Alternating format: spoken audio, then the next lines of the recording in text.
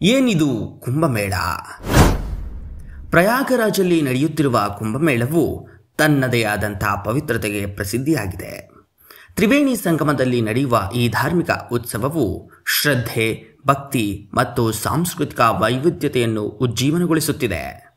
ಹಿಂದೂ ಧರ್ಮದ ಐತಿಹಾಸಿಕ ಪೌರಾಣಿಕ ಕಥೆಗಳಲ್ಲಿ ಈ ಸ್ಥಳದ ಪ್ರಾಮುಖ್ಯತೆಯನ್ನು ಹಲವಾರು ಬಾರಿ ಉಲ್ಲೇಖಿಸಲಾಗಿದೆ.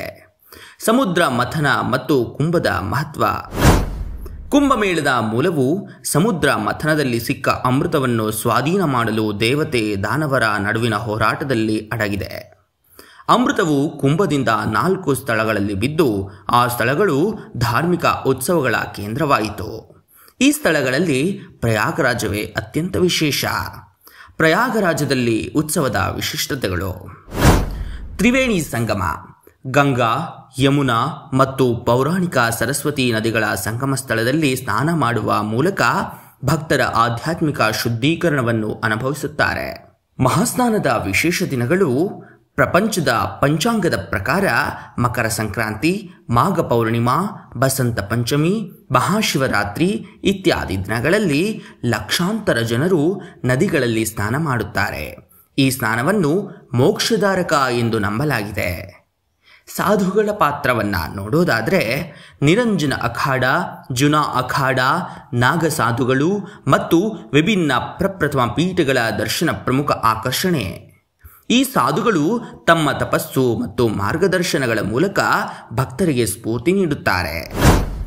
ಇನ್ನು ಧಾರ್ಮಿಕ ಕಾರ್ಯಕ್ರಮಗಳನ್ನು ನೋಡೋದಾದರೆ ಯಜ್ಞ ಮತ್ತು ಹವನ, ಸತ್ಸಂಗ ಮತ್ತು ಧಾರ್ಮಿಕ ಉಪನ್ಯಾಸ, ಭಜನೆ ಮತ್ತು ಕೀರ್ತನೆಗಳು, ತಾಂಬೂಲ ಸೇವೆ ಮತ್ತು ಅನ್ನದಾನ, ಹೀಗೆ ಸಾಂಸ್ಕೃತಿಕ ವೈವಿಧ್ಯತೆ. ಕುಂಭಮೇಳವು ಕೇವಲ ಧಾರ್ಮಿಕ ಉತ್ಸವವಲ್ಲ, ಅದು ಭಾರತೀಯ ಪರಂಪರೆ, ಕಲೆ ಮತ್ತು ಸಂಸ್ಕೃತಿಯ ಪ್ರಕಾಶವಾಗಿದೆ ಎಂದು ತಿಳಿಯಪಡಿಸುತ್ತದೆ.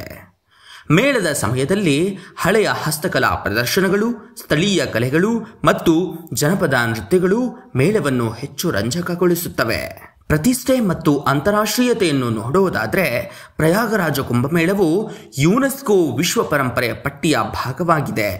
ಇದು ವಿಶ್ವದ ವಿವಿಧ ರಾಷ್ಟ್ರಗಳಿಂದಲೂ ಪ್ರವಾಸಿಗರನ್ನು ಆಕರ್ಷಿಸುತ್ತಿದ್ದು ಹಿಂದೂ ಧರ್ಮದ ಸಾಂಸ್ಕೃತಿಕ ಮಹತ್ವವನ್ನು ಜಾಗತಿಕ ಮಟ್ಟದಲ್ಲಿ ಪ್ರಚಾರ ಮಾಡುತ್ತದೆ.